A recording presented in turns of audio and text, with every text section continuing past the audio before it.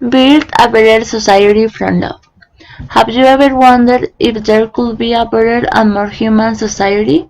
Maybe you think that this idea is an utopia. However, if we look around us and think about the past, we can see that there are and there have been many people who have made a change with their communities. So maybe you may think that a small change in a particular community doesn't generate a great impact on society in general. And in front of that, I remember people like Gandhi, Mandela, Garzón, Gaitán, among many others, who thanks to their ideals and dreams in favor of changing things they didn't believe fair in their time as racism, inequality, and corruption, managed to influence and impact an entire society. In this way, my intention is not to tell you about the great heroes of the history, but instead of you and me, ordinary people who can do many things daily for a better society.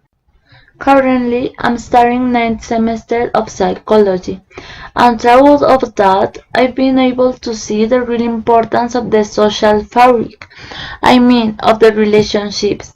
That the way we relate to other people could be very important to our lives as your lives, and has been really amazing for me because realize that even in the worst situations, the people, even people who have been diagnosed, are able to fight, to change, and to improve if they truly feeling a connection with other person. That's if they manage to establish honest and equitable relationships in which they feel they have a place for this other person, a place in the world. According to the above, I'm going to talk about Sekula, a Finlandese psychologist who has revolutionized the psychology of our time.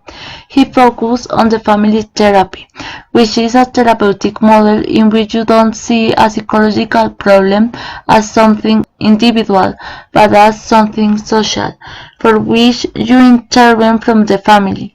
Then, in his professional performance, he discovered a new form of therapeutic intervention called open dialogue, by which people diagnosed with serious disorders, such as psychosis, have managed to get out of them what without pharmaceutical treatment had not been achieved before.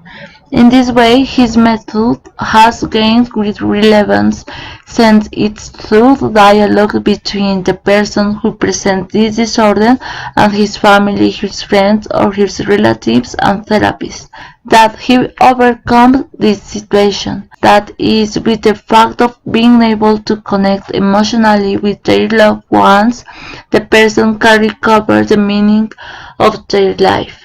In my opinion, this fact is really wonderful because thinking that if each one of us cares to building true and strong relationships, we will get built beautiful communities. Since if we are able to see, to feel, to understand other person, we will more sensitive people, and at the same time, we will strengthen our social fabric.